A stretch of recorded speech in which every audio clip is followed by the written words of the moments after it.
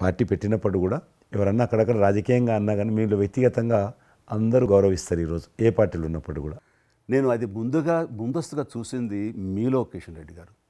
మిమ్మల్ని మనస్ఫూర్తిగా చెప్తున్నాను, అసెంబ్లీలోకి నేను అడుగుపెట్టినప్పుడు నేను కొత్తవాడిని. నా వెనకాల ఆల్రెడీ ఒకసారి ఎమ్మెల్యేగా చేసి రెండోసారి ఎమ్మెల్యేగా ఉన్న కిషన్ రెడ్డి గారు నా పక్క సీట్లో ఉండేవారు.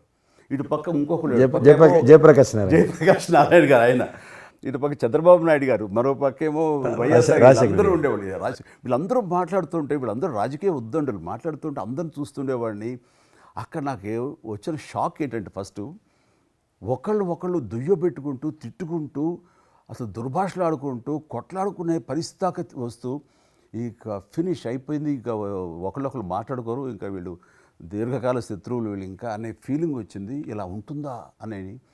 బట్ దానికి విరుద్ధంగా నేను అసెంబ్లీ అయిపోగానే కారులో నడుచుకెళ్తుంటే ఎవరైతే ఇద్దరు తిట్టుకున్నారో, ఒకరొకరు దూషించుకున్నారో వాళ్ళు భుజమే చేసుకుని, ఏంది భయ్యా నువ్వు అలా అన్నా, నువ్వు అనలేదు భయ్యా, అరే మన నా నాయకుడు చూస్తున్నాడు అనకపోతే బాగుండదని ఇట్లా అంటుంటే నాకు షాక్ తిన్నాను. చాలా ఆశ్చర్యపోయేవాడిని, ఇదే ఇలా ఉంటుందా.